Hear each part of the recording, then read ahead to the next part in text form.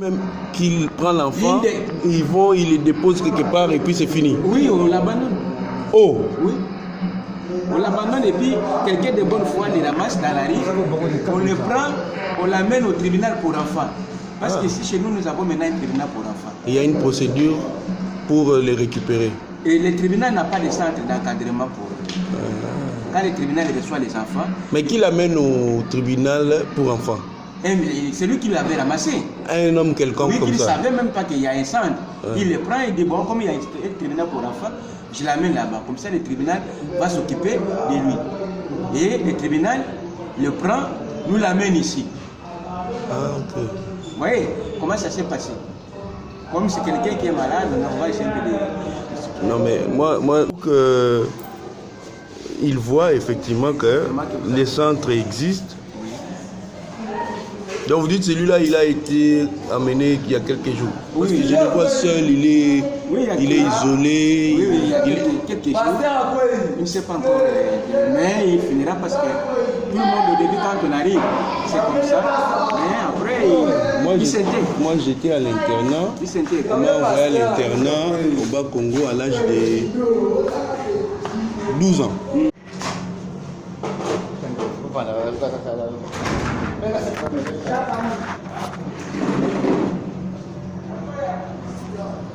Avanda? Eu vou tô indo na bata por uma coisa que pode ter.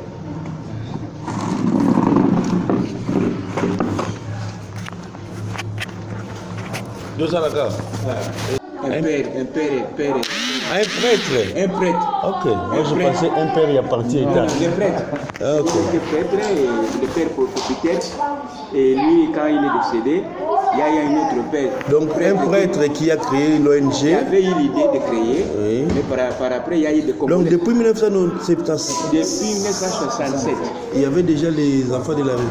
À l'époque, ce n'étaient pas des enfants de la rue comme maintenant, mais ce sont des enfants défavorisés. C'est-à-dire ce n'étaient pas des enfants de la rue, c'était des enfants défavorisés. Des enfants défavorisés. Ceux qui sont dans les familles, même aujourd'hui, il y en a, les familles pauvres. Qui ne peuvent pas étudier, qui ne peuvent pas prendre un métier. Et c'est comme ça qu'elle a aidé à récupérer ces enfants-là pour leur faire apprendre le métier et les scolariser. Et l'idée est partie comme ça. Et après, on a créé, d'abord c'était un centre pour les filles. On a dit que bon, on aide les filles. Maintenant les garçons sont également aussi dans les mêmes problèmes. Il faudrait construire aussi un centre pour les garçons. Il y a un grand centre qu'on appelle Boyokan, un de nos centres qui se trouve dans la commune de Kintambo là-bas. Et là-dedans, il y a encore un autre centre, deux centres pour les enfants de la rue. Donc un pour les garçons et un autre pour les filles de la rue. Donc c'est vraiment un merveilleux espace, un grand espace que nous avons aquí là-bas, où il y a pratiquement 300. Donc deux pour les enfants de la rue, parmi les deux, un pour les filles et un autre pour les garçons. Et l'autre centre-là, c'est pour des enfants défavorisés, c'est-à-dire des enfants qui sont encore dans leur famille, mais qui viennent chez nous au centre-là pour apprendre un métier de son choix que les centres leur offrent, notamment la menuiserie, la coupe et couture, l'ajustage des soudures, la maçonnerie et l'électricité. Les autres centres sont éparpillés dans d'autres communes de la ville de Kinshasa. Parce qu'au total, nous en avons 8. Parmi ces 8, il y a 3 centres pour les enfants de la rue, dont un pour les filles et 2 pour les garçons. Parmi les garçons, c'est le centre ici que vous voyez, le centre Pekabo. Pekabo veut dire Pema, Kanissa, Bongwana. Repose-toi, réfléchis et change de comportement. Ce centre est né en 1987 sous l'initiative des enfants eux-mêmes qu'on encadrait à l'époque au marché central. Parce que là, c'était un milieu ouvert. Les enfants ont imaginé une chose, ils ont dit, mais ici, il y a beaucoup de monde, il y a tout le monde qui est là. Parfois, quand vous ouvrez un dossier, les entretiens ne se font pas très bien, parce qu'il y a du bruit. Est-ce qu'il ne serait pas possible que vous puissiez avoir un cadre pour nous, un cadre approprié d'encadrement? Voilà pourquoi on a fait un projet. MCK hollandais a essayé un peu de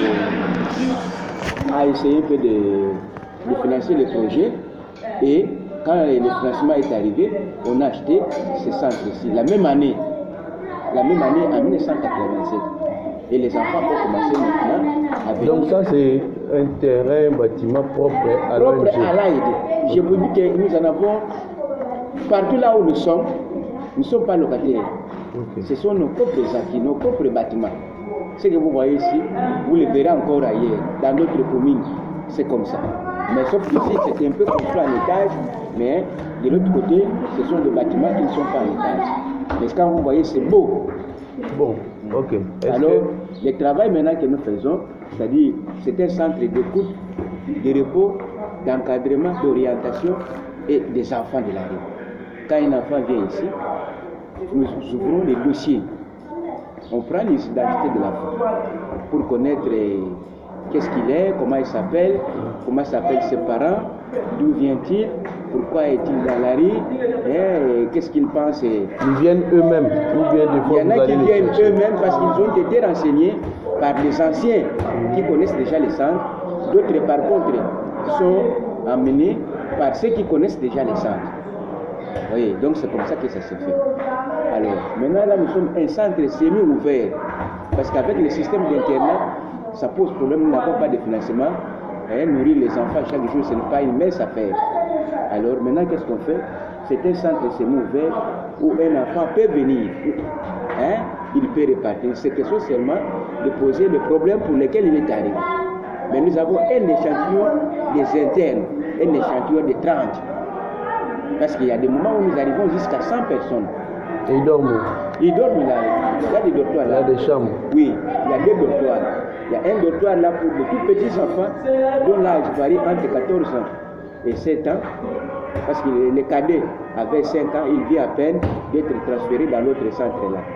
Alors, un autre dortoir, c'est pour ceux qui ont déjà pris l'âge de 15 à 18 ans.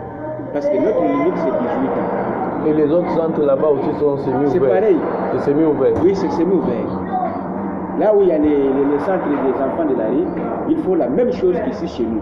Donc semi-ouvert, ça veut dire que quand ils partent, ils peuvent vous ne pas revenir? Ils ne peuvent pas revenir, mais il y a un échantillon d'interne. Vous voyez, il y a un échantillon d'interne. Et cet échantillon, ça veut dire quoi? C'est-à-dire que ceux-là sont obligatoirement ici, sont pris en charge ici, ils sont scolarisés ici, ils apprennent les métiers ici. Et bien évidemment, les métiers, c'est avec les partenaires qui sont dans les parages ici ou ailleurs. Un enfant nous dit, bon, moi j'ai tel besoin, j'ai telle aspiration, je veux faire ça, et puis nous entrons en contact avec les partenaires pour un peu de finaliser le projet de l'enfant, et après il commence à apprendre les métiers. Et quand il va, il revient ici. Donc toute sa vie est au niveau du centre ici. Et par contre, les autres, l'idéal serait de prendre tous les enfants. Mais avec quel moyen? Aujourd'hui, nous n'avons pas de partenaires. Le centre est en train vraiment de se battre. Effectivement, je pense que dans ce sens-là, bon, moi sans vouloir anticiper, parce qu'il y a un responsable de l'ONG, je pense que, comme j'ai dit tout à l'heure, vous avez le même objectif. Moi, ce que je veux aujourd'hui, c'est de peut-être essayer d'aider à ce que vous entrez en contact. Il y a des informations que vous avez, et vous êtes des professionnels du secteur. Vous êtes mieux outillés, vous avez des informations, vous avez peut-être même des statistiques. Tout. Donc, est-ce que je peux donner vos coordonnées pour qu'il entre en contact avec vous? Bon, moi je suis l'un des éducateurs. Aujourd'hui, je viens dimanche parce que c'est le jour où je fais la permanence. Tout le dimanche, c'est moi qui viens. Compte tenu du fait que nous avons certaines difficultés, on ne peut pas supporter les transports chaque jour. Voilà pourquoi chaque jour au moins, il y a un éducateur de permanence qui vient ici. Mais pour la direction, c'est les jours de mardi. Le directeur du centre vient les jours de mardi, jeudi et mardi et vendredi. Le directeur du centre. Donc c'est auprès de lui que vous pouvez obtenir les autres informations, même détaillées sur papier, sur ce que nous faisons. Oui, bon, pour ne pas vous cacher, moi je voyage demain soir. Excusez, les responsables, le coordinateur de l'AED entièrement, actuellement il est en congé médical à Paris. Ça tombe bien. Il est en congé médical à Paris. Ça tombe bien, ils peuvent se rencontrer là-bas. Oui, ils peuvent se rencontrer là-bas.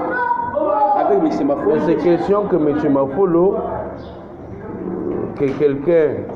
Pour l'instant, il y a juste à entrer en contact. Oui. Dans le sens où, si on peut avoir son numéro ou son adresse email, son email, oui. On l'écrit, oui. Qu'il soit au courant. Peut-être maintenant il peut donner instruction ici, en disant voilà. Parce qu'entre autres, le fait qu'il est, malgré le fait qu'il est en mission, en congé médical, mais c'est aussi pour prendre contact avec des partenaires. Parce qu'il sait qu'ici au pays, il a laissé une grande institution qui a énormément besoin de moyens, moyens financiers, moyens matériels, pour faire fonctionner ce centre qu'il a laissé. Alors, si par exemple, il y a quelqu'un de bon foi qui pense dans le même sens que lui et qui peut faire un travail pour les enfants qui sont ici, je pense qu'il sera le bienvenu. Ils vont se rencontrer, ils vont se parler, et comme il est là, il va donner l'instruction au centre pour voir, voilà ce que vous devez faire. J'ai pris contact avec tel monsieur, dont le prémisse avait commencé là-bas, on s'est rencontrés, il va travailler avec les enfants, et ainsi de suite. Et nous avons déjà, par exemple, signé le partenariat avec lui. Bon, qu'est-ce qu'on fait pour être pratique? Pratiquement, c'est ce que j'allais dire. Il faut commencer, vous rencontrez le directeur du centre, Marc. Je ne serai pas là. Aïe, malheureusement. Ou bien demain. Hein? Demain, je peux me faire violence. Demain lundi. À quelle heure? Demain lundi. Mais je préfère que ce soit le directeur Mike. Mais le directeur Mike travaille où? Il est ici avec nous. Oui, mais bon, les vous jours, dites qu'il vient mardi et vendredi. Les autres jours, les autres jours, parce qu'il dirige à la fois deux centres. Celui-ci et l'autre qui est en Bongo. Demain ici, il sera de l'autre côté en Bongwana. C'est où? À Kitambo, Jamaïque. Vous connaissez bien la ville de Kinshasa, je crois. Oui. Vous connaissez le pont Lunda Boulou. Oui. En bas là, il y a un camp militaire, STP. Juste à côté là, il y a une avenue qu'on appelle Chrétienne. Vous dépassez ce camp-là. En face de l'école, il y a une école là, comment on appelle? L'école. Il y a un couvent de frères là, oui. Combonier. Oui. Et à côté là, il y a le grand centre. C'est chez nous. Vous pouvez le raconter. Le centre Mbongwana. Donc demain, je peux passer là-bas. Exactement. Mais il travaille de quelle heure à quelle heure? Il est là à partir de 10h jusqu'à 18h. Hein. Okay. Il quitte un peu tard. Et d'ailleurs, non seulement il est là, est-ce que je peux avoir son numéro pour l'appeler? D'autres personnes. Hein? Oui, mais moi je veux les responsables, d'autres cadres. Ils sont là aussi. Pour l'instant, vous savez, pour bien fonctionner, il faut avoir l'autorisation du supérieur hiérarchique. Oui.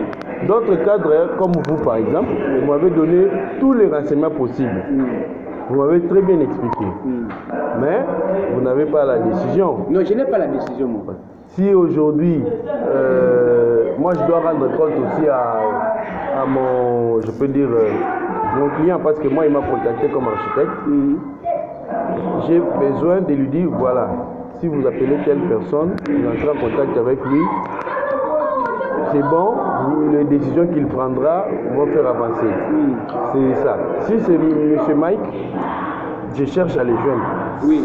Si vous avez son numéro ici, vous me donnez, je vais l'appeler demain matin. On a le numéro. Je vais l'expliquer.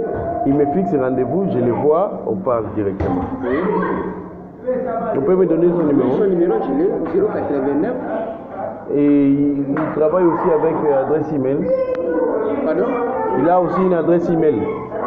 Oui, je pense à son niveau, oui, mais moi je ne l'ai pas. J'ai seulement le